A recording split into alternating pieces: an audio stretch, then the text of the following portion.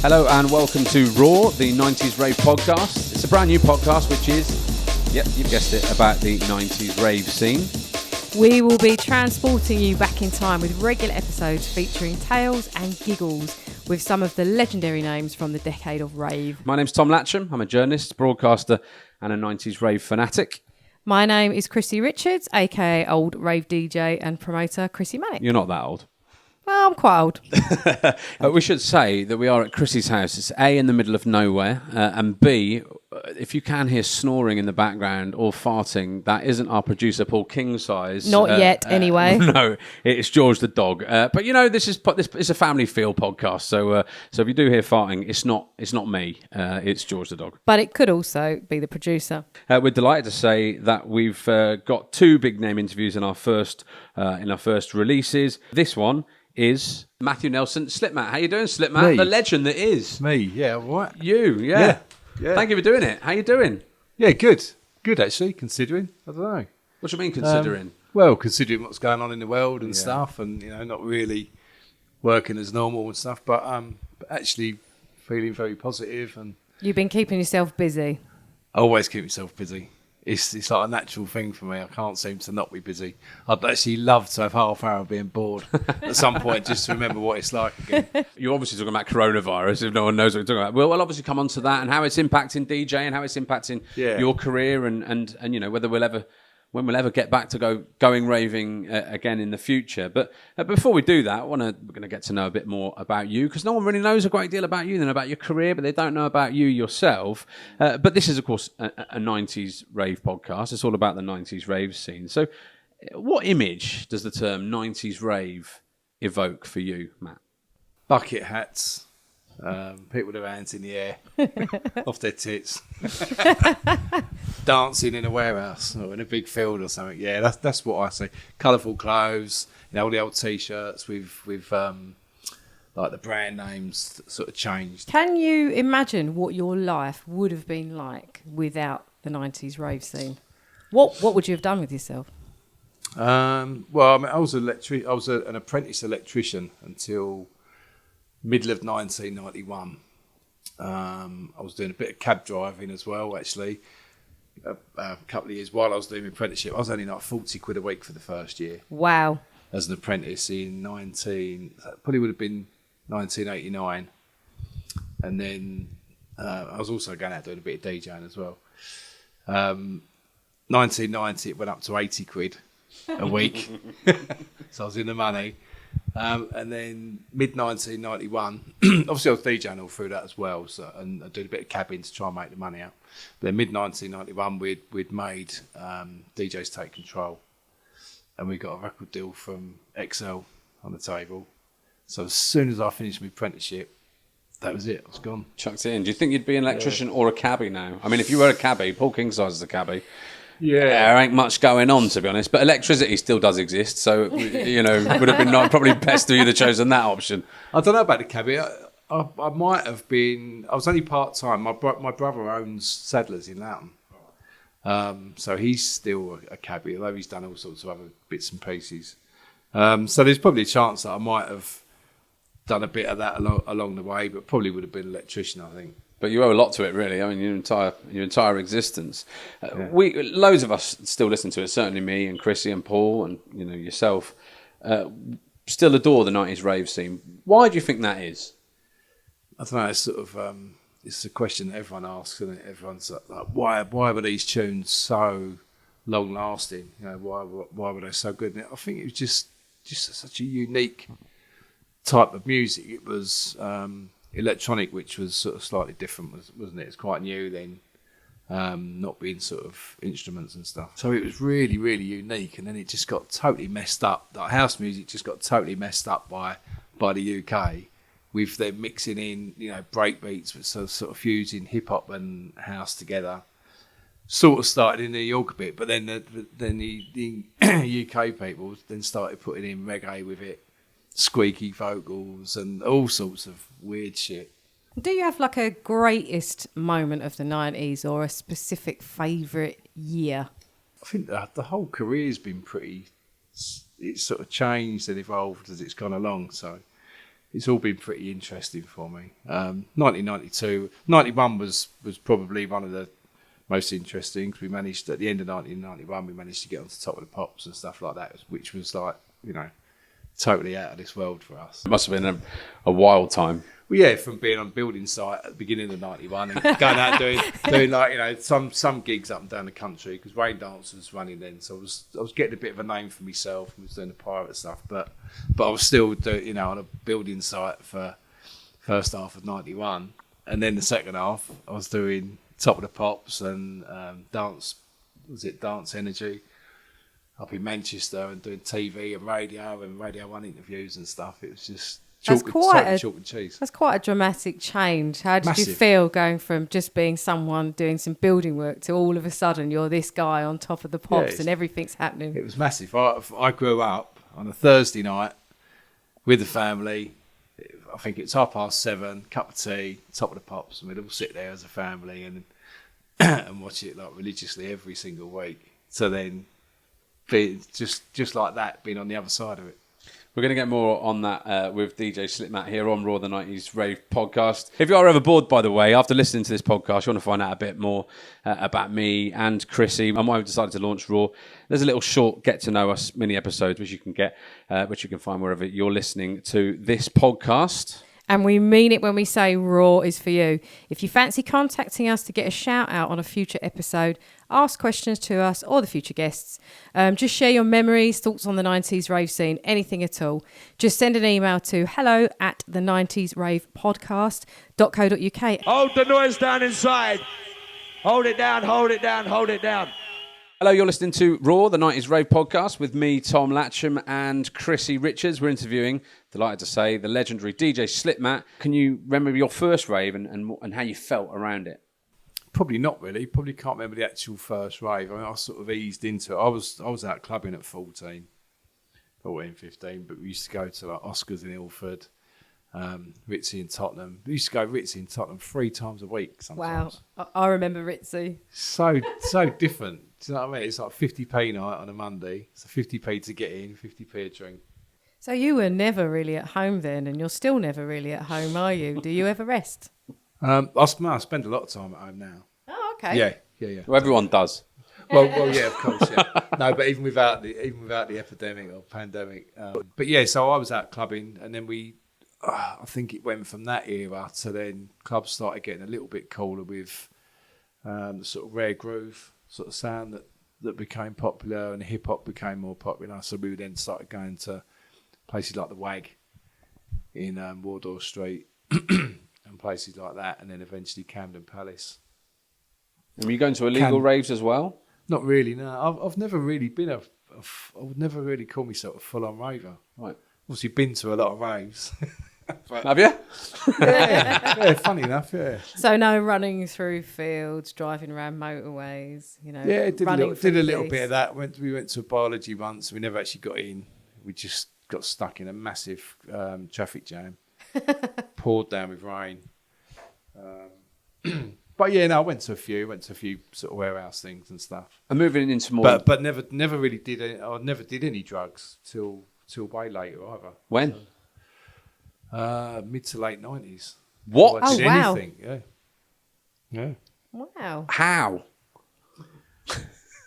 It just goes back to being all about the music for me. Right. But you weren't... Yeah. Don't get me wrong, I used to like drink and stuff, so we smashed up plenty of hotel rooms in 92 and got us all sorts of mischief. But no, it's never about the drugs and stuff. Because we had a conversation the other week, which was we find you're either someone that gets into drugs and then into raving, or there are those people that get into the music and then through the music they find the drugs. So that's very much you. Very much me. Would you say that's a rarity? No, it's certainly not a rarity, but that is definitely me though, yeah. I mean, I don't really touch anything anymore. It'd be very few and far between if I was to get myself into Takes a week to recover now, right? Exactly, yeah. And the rest. Couple of pints of lager and I'm knackers for a couple of days. But how important were drugs for the rave scene in the 90s? Yeah, very. It changed everything, I think. Let's be honest. I think when I was going to places like the Ritzy and stuff, there was always fights there. or nearly always. Some of them pretty nasty. I got involved in a few sort of scuffles and stuff, but a couple of my mates have been bashed around the head with hammers after these parties. With hammers. One of my mates got stabbed outside Elton's, which was opposite Ritzy. So it did totally change it all. And everyone, I think most people know that were around at that time, all the football yobs and hooligans suddenly turned into sort of peace and love, and that's right, go and all get cuddles. fucking nutty. Well, what did your mum think about all this at the time? You know, you and your brother both working in the rave scene. Obviously, there was a lot of reports in the newspapers that this was a dangerous epidemic of illegal drugs and all that. What was your mum saying to you? She loved it. She loved the music. She loved the music. Yeah. Did she? Well, the thing She is, liked the music? I didn't come home off me nut sort of thing. She knew that I used to go out and have a drink and have a laugh and go clubbing. But parents have always been pretty good. They've always been very trustworthy. That's a good thing sometimes, but no, she actually really enjoys the music. She still does. Really? Yeah. Did she ever say that was a terrible set, Matt? Never. It's my mum. As all mums do. As all mums do. No, she's always been very supportive. In fact, when I made the SMDs at home while I was living.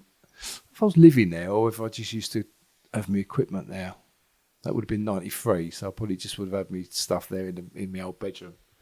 And she heard me make most of those tracks, and she loves them. Really? Absolutely loves the SMDs. Yeah, she's like, oh, it's just the way you go from one thing into something totally different, and it's brilliant. Was she the first person that heard it?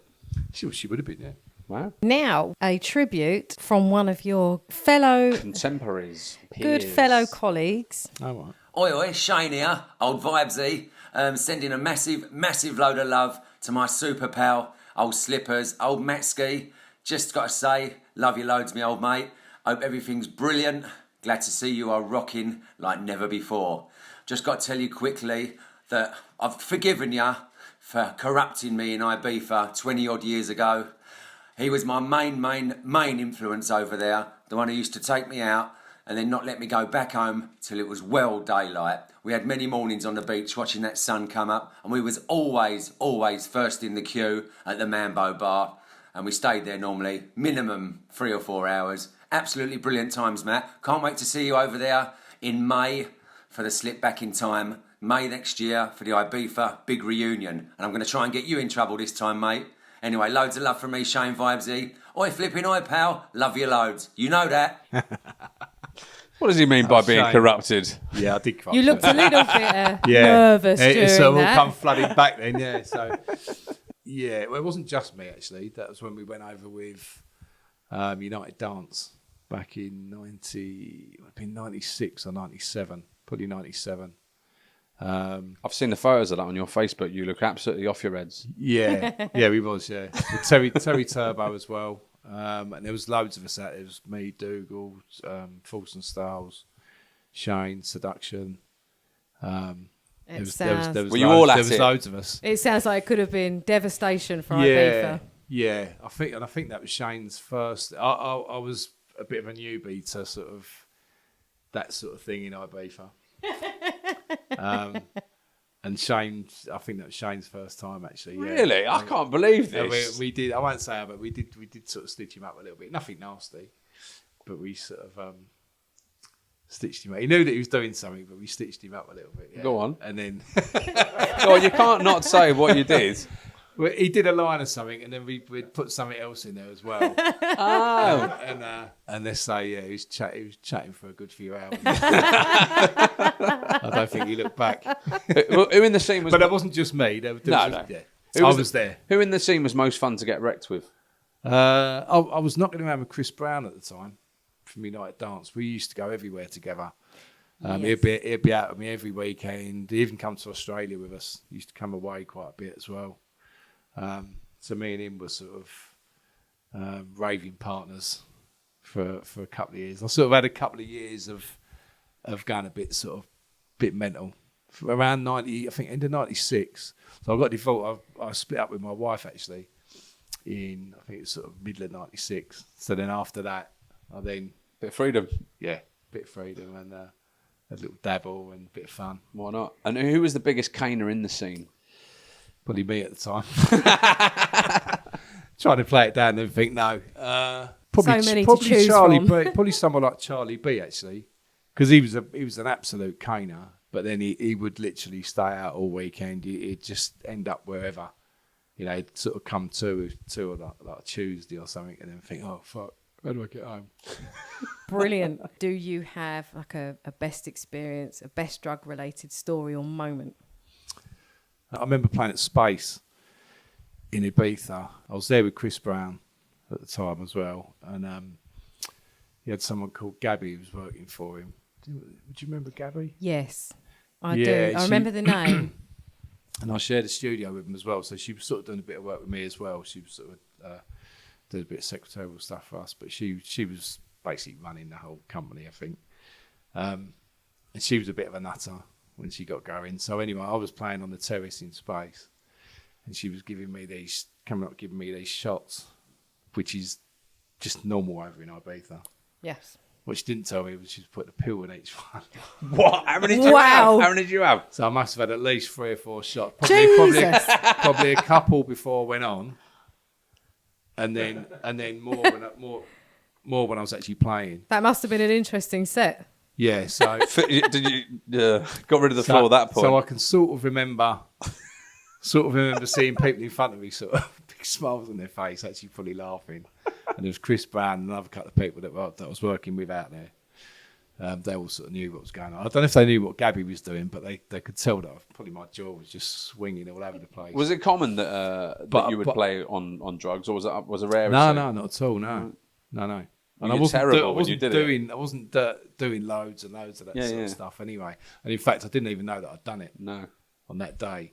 But this music sounds fucking brilliant. But I don't today. remember. So I don't remember. Look at the trails of my fingers. Yeah, it's probably like 15, 20 minutes, and I must have just gone. I don't remember the rest of the set.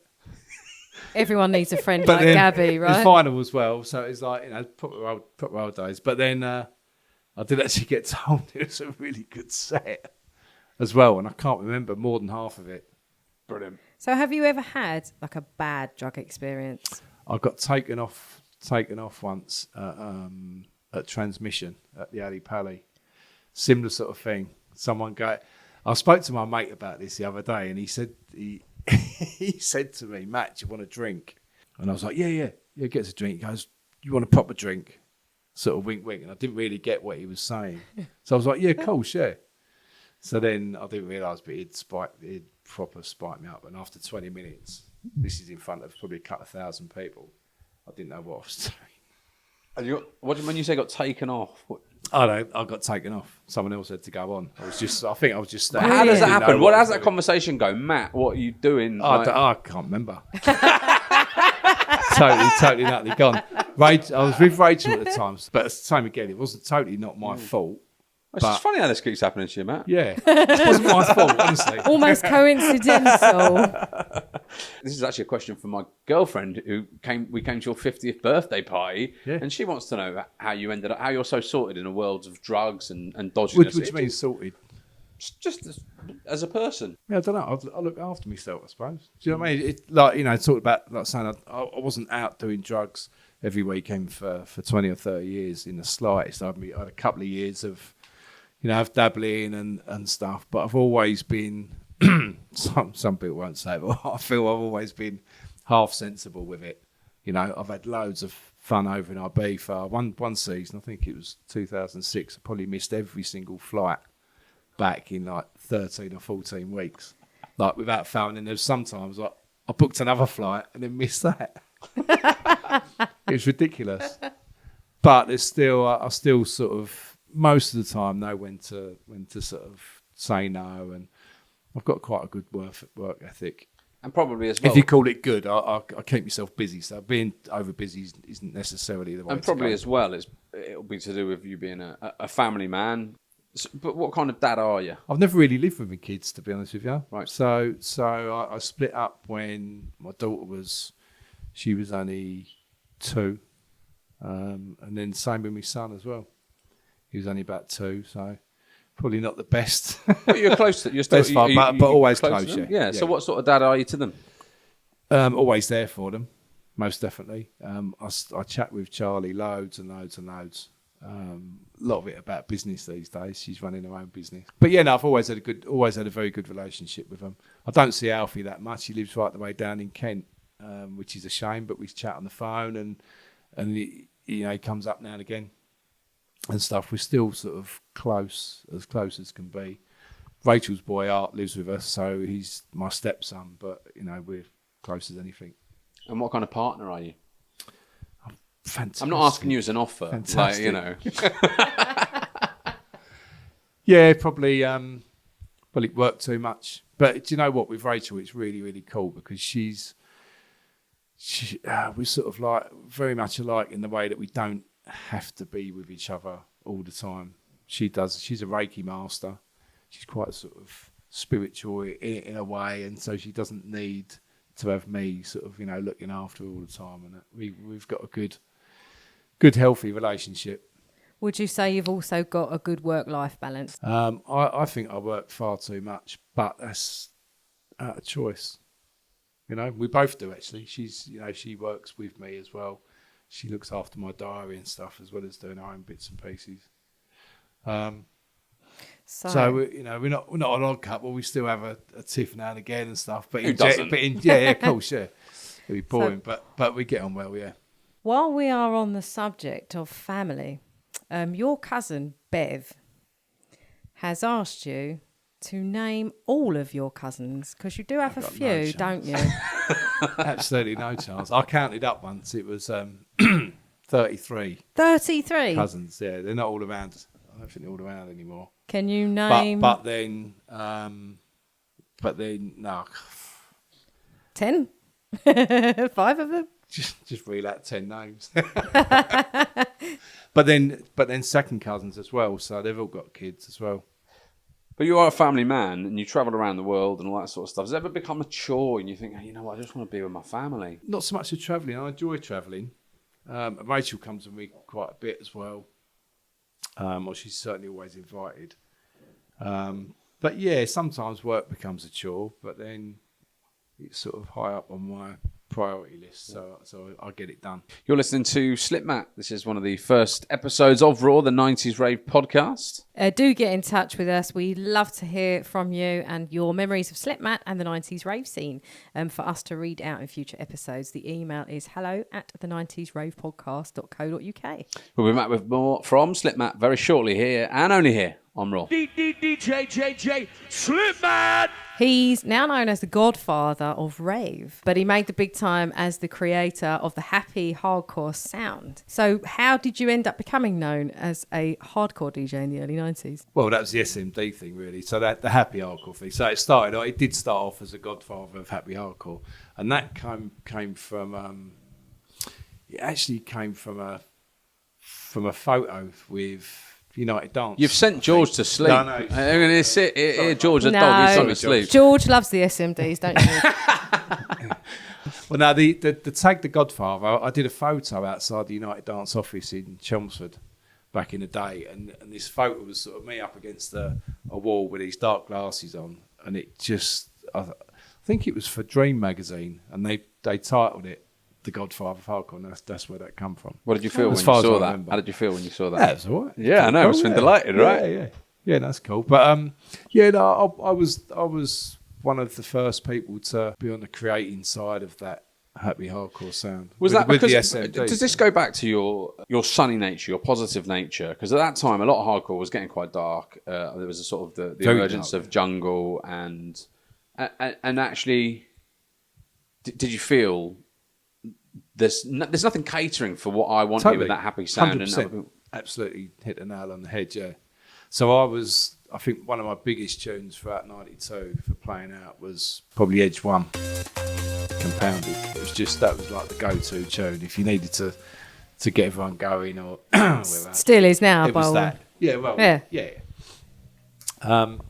So SMD1 was sort of a bit of a take on that with the riffs. I know there's no piano in Edge 1, but with the riff that's in SMD1, it was sort of based on the idea of Edge 1. So it was purely for that fact. So I used to like the dark stuff. It wasn't my forte really, but I used to like it. I was known for playing some of the darker tunes as well, some of the world dance sets, bit more of a mixture.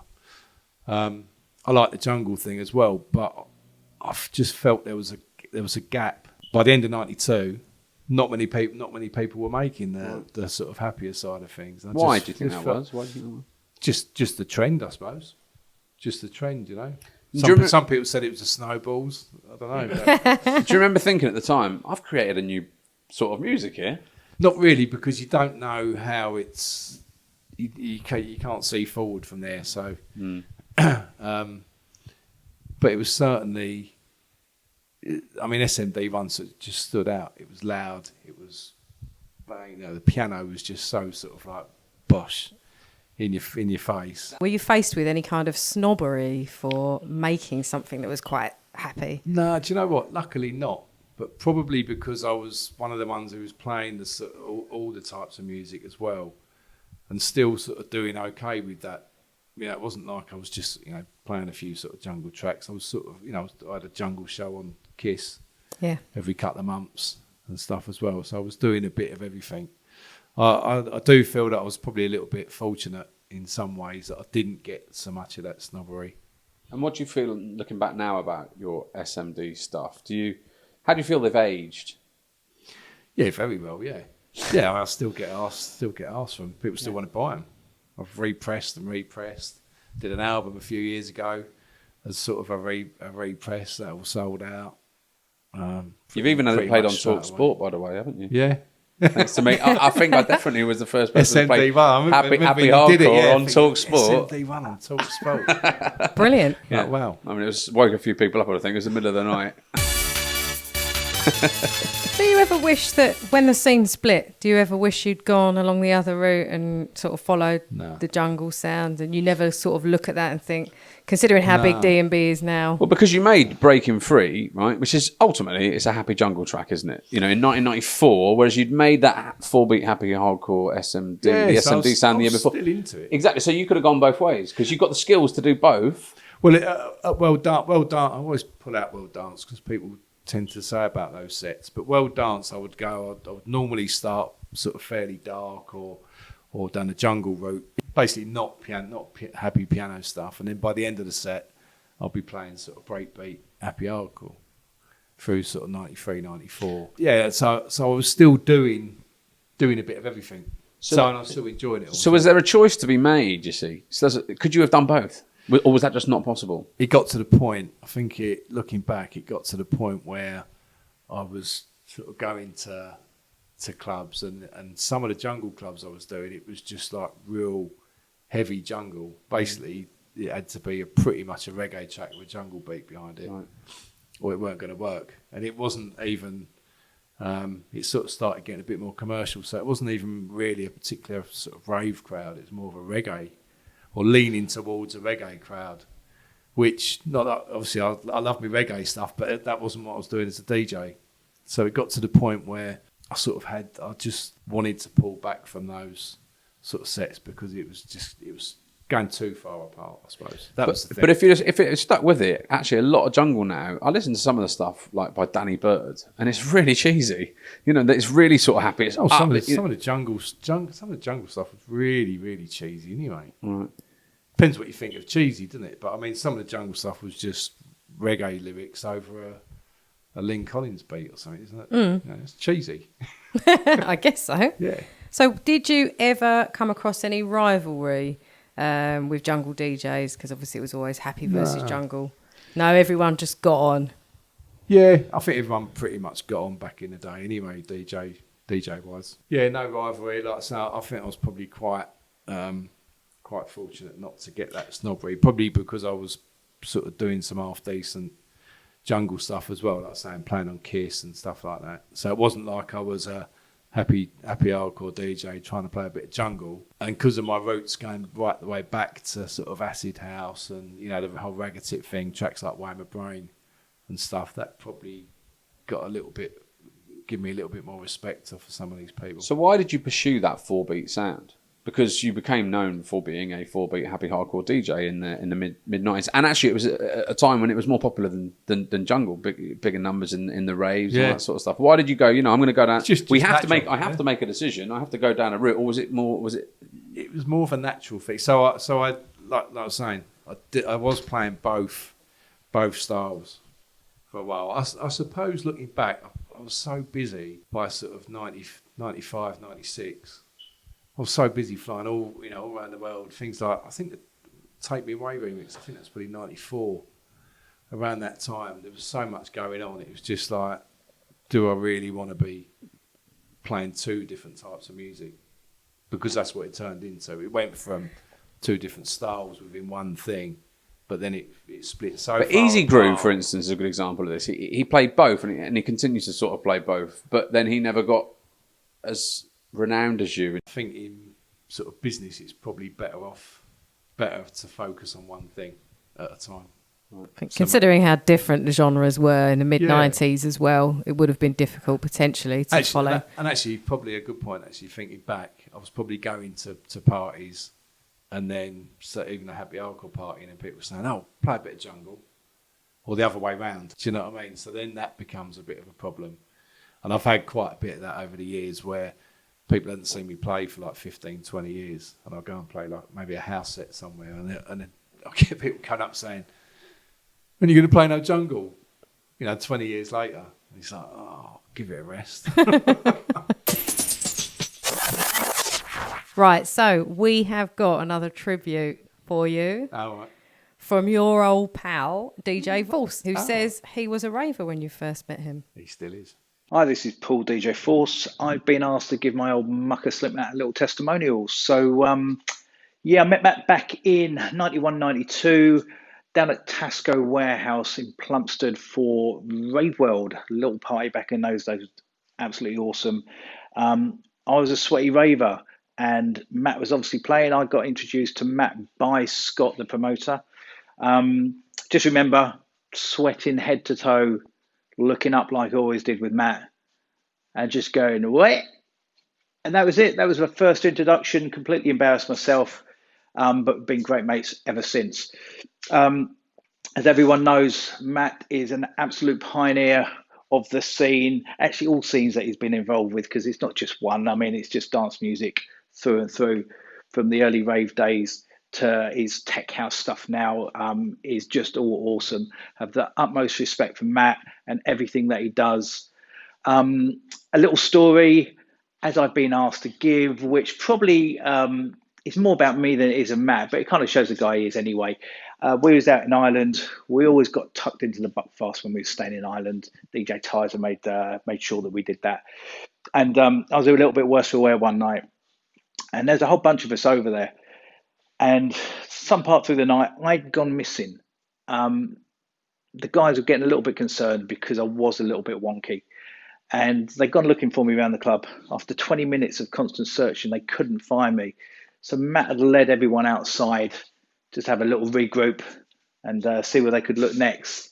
Only to sort of stumble upon me at the front door having a one-arm press-up competition against one of the doormen.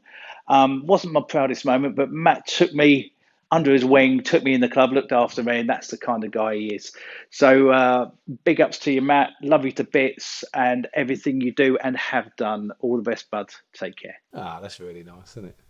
Is he one of the nice guys? I think I actually carried him out the club in the end. Oh, really? Yeah, the hotel where we were staying, the hotel was sort of right next to the club, or sort of part of the same. I can't imagine he won complex. that one-arm press-up competition with the bouncer. Is he one of the scene's nice guys? Paul, Paul's, yeah. Paul's a lovely fella, yeah. I've been very good friends with Paul for a long, long time. Yeah. He was actually looking after my diary for a while as well, a couple of years ago. I'd say we're pretty close mates, yeah. Nice. He's cool, yeah. He gets himself in trouble now and again, though, even still. There's nodding here. Yeah, nodding here. I'm sure you've probably seen him in a few. Oh, definitely. Yeah. I've seen him in some states. Yeah. This is R.O.A.R, the 90s Rave Podcast. We hope you're enjoying listening to them as much as we enjoy making them. But now here comes the money bit. We are 3 average people with expensive children and busy lives. We would love to continue bringing you more epic 90s rave content, but we need your help in order to do this. We've set up a Gofundme page and you could become a part of this fantastic and exciting project documenting the 90s for less than the price of a posh loaf of bread. Head on over to gofundme.com/the 90s Rave Podcast and help us to make history.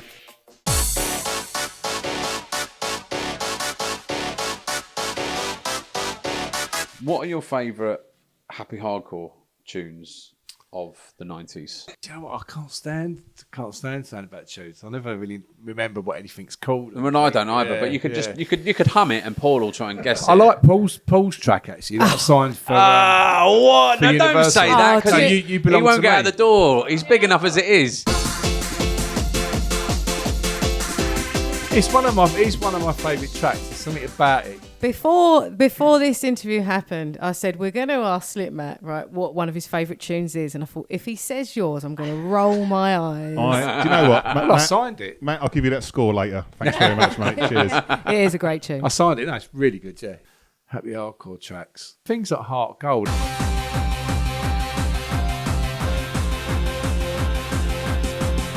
It could be seen as sort of a bit cheesy by some people, but it's actually a really, really well produced, really well put together So you track. weren't It's so brilliant. much a fan of the big vocally stuff at that time, or? Yeah, not all of them, no. Do like some of the big vocal tracks, but then there was some really big tracks that used to work well. I mean, things like Toy Town and stuff like that. It's just so cheese, but it worked. So I used to play it because everyone wanted to hear it, and it worked. But did you like it? I like some elements with it, but then something inside me when the riff comes in is a little bit like. Toy Town is a big point of contention. It's a for Marmite the tune, isn't it? So I think we can all agree, and this is a good example actually of that hardcore, 4-beat happy hardcore, did lose its way towards the end It did, of yeah. the 90s. When do you think that was, and why do you think that happened? Yeah, I mean, for me, it started off very stompy, but there was always that breakbeat element. Even as the SMDs that I started with, they still had a lot of breakbeat in them. And that whole sort of 93, 94, even into 95 sort of sound, the Night Forcey sort of sound, and what you was doing, Paul, that sort of stuff. Honestly, you've made his like year, I think. Paul King size. I'm not You gonna should hear see the the end grin of on it. his face. The ball's Honestly, right he's now, off son. camera now. I'm going to move out for the next 2 weeks. Well, you're gonna have to. You won't be able to get into bed. His head will be so bloody big. Yeah, no, that whole sort of real 94-ish, I always think of 94, that real sort of breakbeat sound was still sort of pretty cool in a way, but then when it went a bit more sort of down that Dutch route, the kick got heavier, breakbeats got quieter. There was still some really Dutch. good. Do you think that the Dutch influence then is what, Definitely. is what sort of Yeah, tips I mean, into it crap? didn't disappear straight away. You know, I was playing some of the Dutch stuff. Some of it was good, but in general, it lost a bit of the sort of coolness to it. It probably got bigger, but then, like the jungle side of ravers, probably then disliked it a lot more, whereas they could stomach some of the sort of breakbeaty stuff. And Well, it was actually still the raves liked are still busy. It brings me on to a question from Ollie Thumper, who you'll know. He says, can you ask Matt why he thinks the happy scene went downhill in 1999 when the raves were actually at that time still quite busy? I sort of stepped back from. Are you the saying hardcore that's stuff. the reason? Probably, yeah. Yeah, looking back, yeah, it's all about me, really, isn't it? You started it. I'll fucking finish it as well. All these years, everyone's been debating I've what had the enough. problem was. I've had enough. Now We'll we stop know. doing that. No. for now, yeah. We can stop doing this podcast, frankly. I mean, we've got the answer in one of the first episodes. No, you're all right for a while. No, I mean the series, not this one in particular. I remember 99. It was I got to the point where I wasn't getting any new tunes because I just wasn't feeling it. I wasn't feeling any of the new stuff. It was just going through a change. It had got very stale for me. So I found myself just going out playing pretty much the same set or from the same set of tunes. So I sort of took a step back. I was playing a lot of house music by that time as well anyway, and the whole trance thing had kicked off sort of 98, 99. Work's clearly incredibly important to you. How did you feel going out and just going through the motions? It's all right for a while, but then you can't keep doing that forever. Your sets, but there were a lot of sets you played, because I would have been on the dance floor for a lot of them, like 97, 98. Very, very kick drum led. Yeah. Higher Love sticks out. Great, to me. It was great probably sets. 96, Yeah. 97, yeah. were you enjoying those sets? Yeah, yeah. Did you totally, like yeah. that kind of hardcore still, Yeah. which was still not very breakbeaty at all? Very much so. But yeah, in general, I think the music went through a bit of a dip, sort of into 99. And how did you feel, having created that sound in the first place, to then see it relegated to Room 5 at Bagley's, 30 people there, sweatbox, not really, a dead scene, basically. I didn't really see myself as being the creator of it, though, really. Right. Looking back. But you are. So how do you... looking back, well, So how do you feel that eventually such an exciting and big scene just died on its backside? Yeah, I don't think nothing lasts forever, though, anyway. And I don't expect anything to last forever. It'll be boring. I mean, tell that to the jungle scene. I've heard they're doing all right. No, I want to leave them alone. I don't want to end their scene for them as well. Well, look, No, but it's, if you look at music, even the way the house thing's gone, they think someone comes up with a new sound and then people latch onto it, and then you'll get a ton of tracks sort of influenced by that, just in general. And then then that'll get a little bit boring or whatever, or someone will come up with something a little bit fresher, something a new angle at it, and then people will jump on that. So it's forever evolving, and it's just the hardcore thing. It just got a bit stale. There was nothing new coming out. Yeah. But then by 2000 and 2001, then you had what turned into UK hardcore.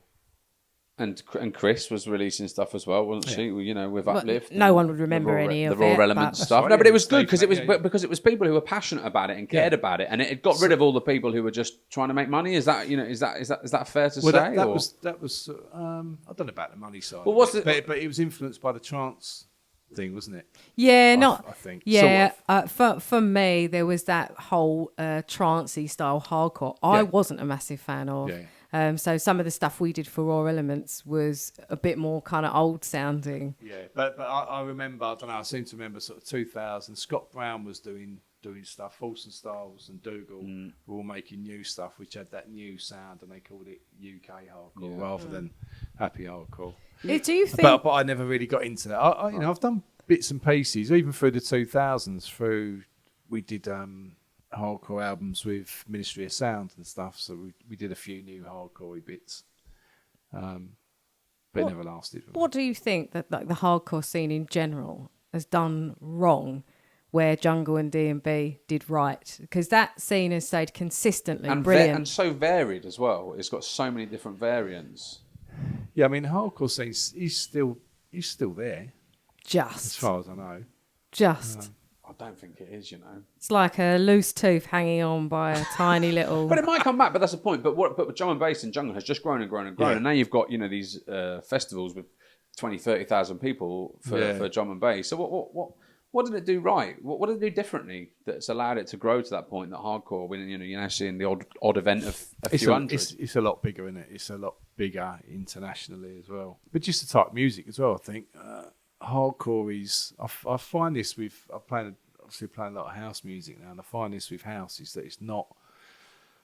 I found with hardcore, it sounded good, but you're waiting for the next thing to happen with it. So you're waiting for the breakdown, you're waiting for the big piano break and whatever, where I think jungle and drum and bass is structured a bit differently to that. So you're actually enjoying the whole thing. So you listen to some of the Bookham tracks, the early Bookham tracks, and they take you on a bit of a journey. You're not waiting for... So a hardcore track, for me, I was always waiting for the next bit to come in. It's a bit template.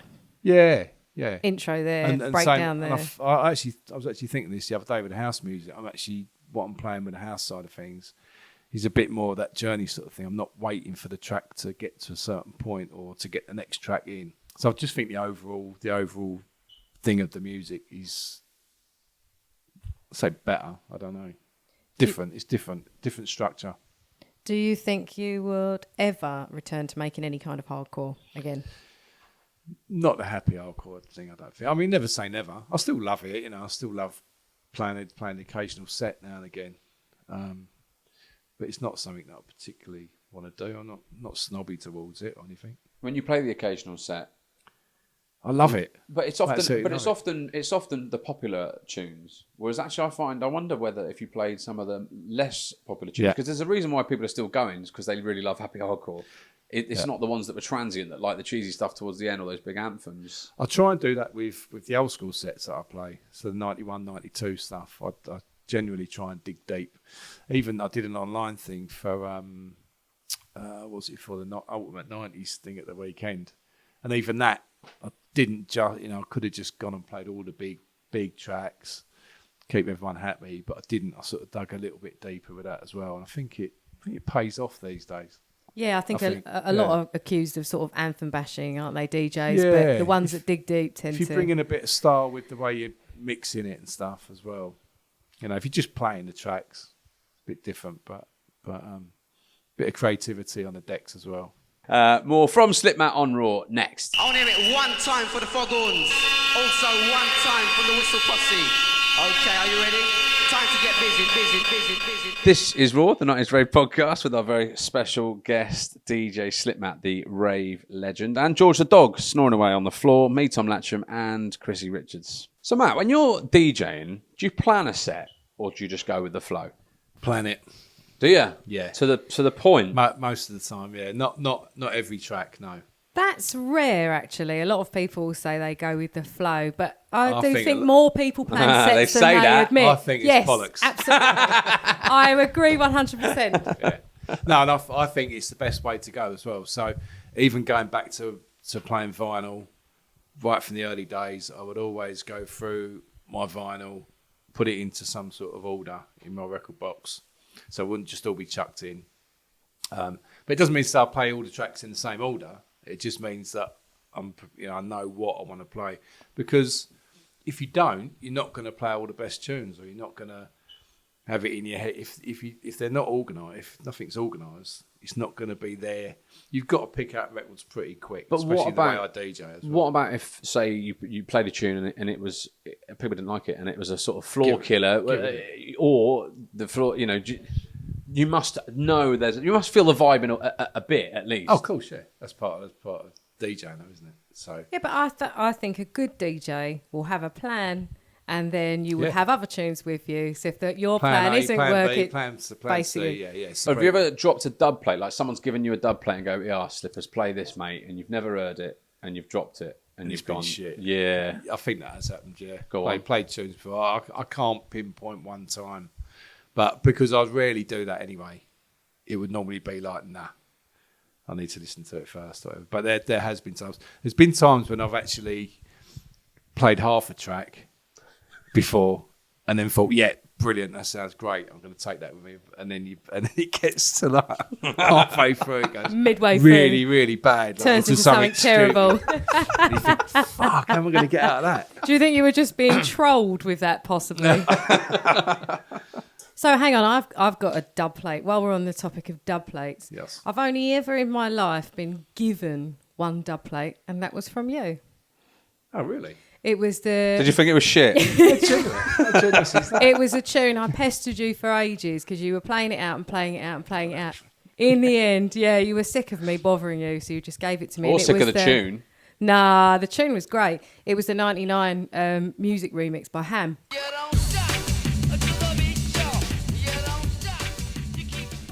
Oh, right, okay. Yeah, that's the only dub plate I've ever been given. Thank you very much. I know you don't remember I've probably it. just got the test presses. It still made my night though. The 99 mix, so that was the late mix, wasn't it? Yeah. Breakbeat one, yeah. That's a pretty cool track, actually. It's a fantastic track. Surprised you gave it away. Yeah. Who are your favourite DJs? Do you know what? I normally say Carl Cox because it's not just his DJ. I think he's just got such a nice attitude with everything as well. And I used to know Carl very well back in the day.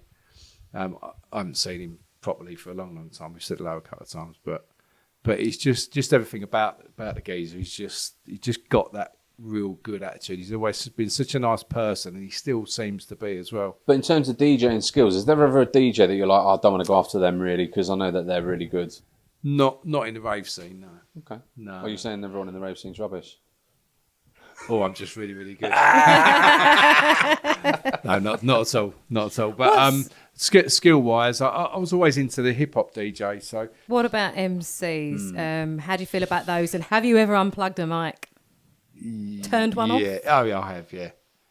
Yeah. I don't know any names, but Tell us what they look like. I have we know done. It's though. very rare. It's very rare. MC Guess Who? Yeah, there's been a couple of MCs that have floated around the London scene. I don't actually know their names, but they're just pests. So you've made lots of music across a multitude of genres, but is there any reason you don't produce as much as many others do in the scene? For me, it's actually time with me. I've got an album that I want to do that's been written there in my notes for months and months and months. I've actually got a remix coming out. I've done a remix with someone called Andy Galea, house DJ. We've done Shades of Rhythm, Homicide. So David Stoddard has got in touch to say, Matt's a top bloke. I've still got all the fabulous SMD vinyls from my DJ days. Your quality of production has been, we would say, is of a higher standard to a lot. What is it that made your tunes sound so crisp? Is it the equipment, the technical ability? Is it your ear? Yeah, I think it's sort of priorities, I think. Like I said when we was talking about what music I like, I said about the reggae thing, and the whole production stuck out to me. It's like that is my...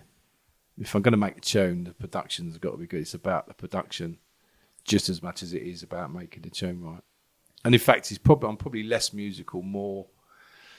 It's weird because I'm not really a technical person, but when it comes to the production side of it, the sound of it, that's got to be right for me. I was chatting with someone the other day, actually, we were talking about mastering and stuff.